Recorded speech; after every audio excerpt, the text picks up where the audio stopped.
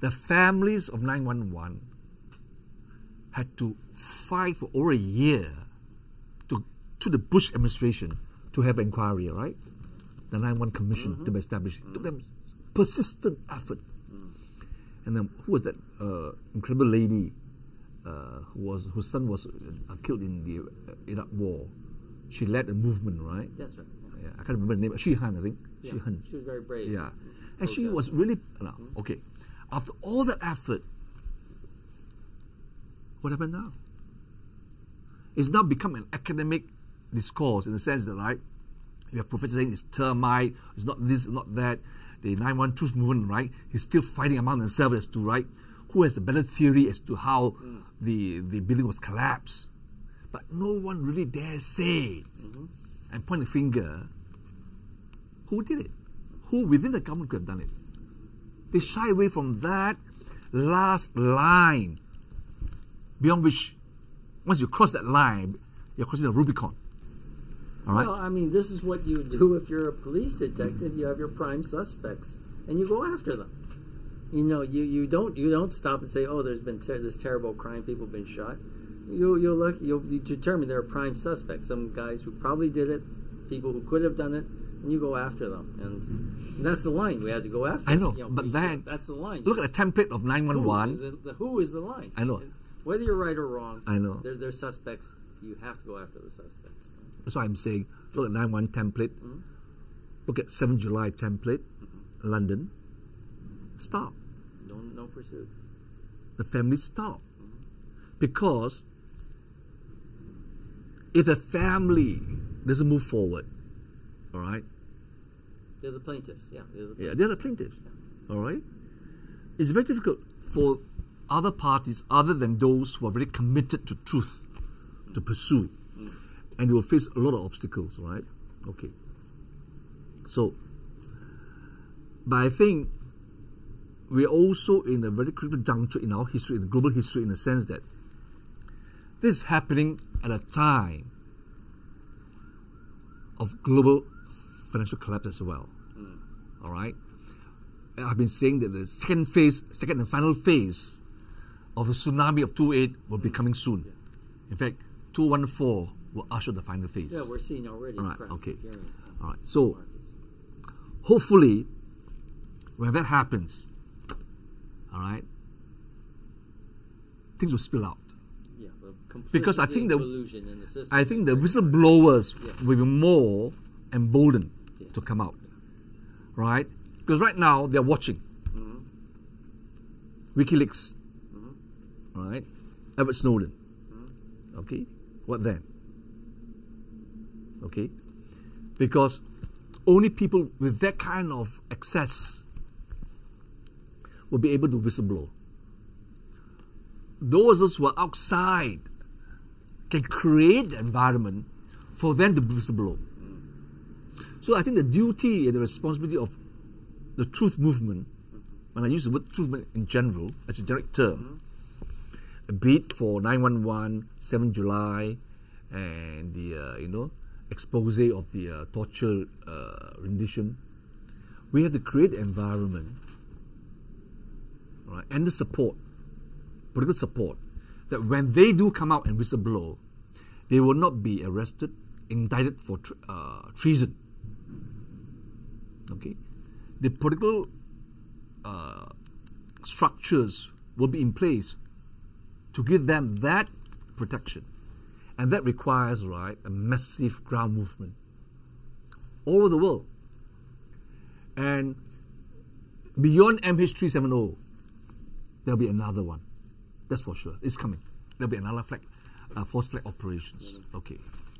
If Ukraine were to continue, all right, there'll be another layer of force flag in Europe. So I think those of us who are in the truth movement should analyze the template used for 911, the template used for 7 July 2005, the template used for exposing the torture. All right? I brought back photographs, really. of the effects of depleted uranium of children, of the atrocities that it was in Iraq and Palestine. I brought them out. No impact. No. People are saying, we can't take it. It's too horrible. And I tell them, right, if I don't put on the front page of a newspaper how the freaking shit can you know what's going on? Yeah. If your wife, your sister, your sons, your daughters have been raped and murdered and plundered, right? Don't you want the whole world to know?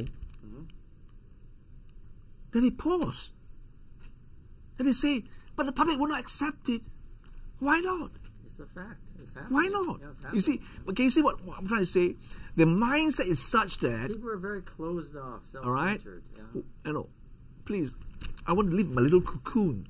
Well, let's get more specific. If you are if let's say these people, passengers are still alive, a hostage of a foreign power who is not very friendly, obviously, not going to treat them well. You were on the Gaza boat lift. You were arrested. You were put into an Israeli prison. Yeah. So did you at any time when they cut off your communications feel that your fellow Malaysians have forgotten you, abandoned you, that you're going to be there for the rest of your life, and they're just going to write you off as a collateral damage? Or did you feel somehow that you would be freed? Okay. To answer the question, right, it depends. You as an individual, your strength. Okay. Now, I was lucky in the sense that, when I say I was lucky, in the sense that prior to my mission to Gaza and to face the might of Israel, I was held for contempt by a judge who abused her power. All right? It's a long story. Cut the story short. All right? I could have paid a fine and avoided jail. But because she abused her power, I told Tun Mahathir, I'm going to go in. Because she lambasted Tun Mahathir as well. Nothing to do with him. But in the course of the trial, she lashed out at Tun Mahathir and at me. And abused my lawyers. Okay? So I went to jail. So they're just trying to prevent you from doing? So as a matter of principle, to tell the powers that be free choice. that, look, you can abuse me. I don't think you can get away with it, because if you can abuse me and get away with it, what more other people who are lesser than me in the sense of, right, I'm not a lawyer, don't have the means, they will be trampled. So I went to jail. I went on hunger strike. All right? Literally hunger strike now. Okay? And I bled blood on the third and fifth day. Okay? And at those moments, okay, I even told my family, you got to be strong, because if you're weak, I can't take it. Support my my stance. Okay? If I die, it's His will, God's will. And in that environment, you got to be mentally very strong. You got to have the utmost faith in yourself, first and foremost. Forget about whether people support you or whether your family will support you. You have to have faith in yourself that you can go through the torment, the isolation, and the mental torture. It's a mental torture in the sense that, right? It's not physical torture, it's mental. Even in isolation, it's mental. There's no clock. There's no time of the day. You can't tell the time of the day. All right? So it's your mind. You have to steel your mind that ultimately, even if you die, truth out. That will see you through. Nothing else will see you through. If you don't believe that truth will out, you're finished. You're finished. You'll be broken to pieces. Because you must have that faith that truth will out. So that even if you die, your death is not in vain. That is a very powerful mental element. All right?